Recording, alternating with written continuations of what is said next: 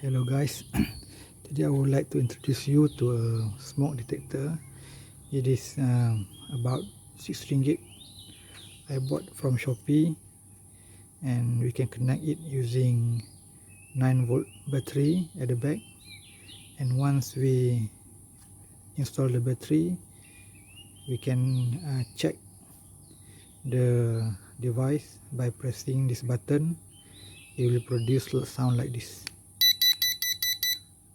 Okay, we can check the device maybe every month or every 6 months to make sure it function by pressing it for a little bit long. And after, every few minutes it will blink red light here. Okay, I'll show you how to use this thing by demonstrating it with smoke.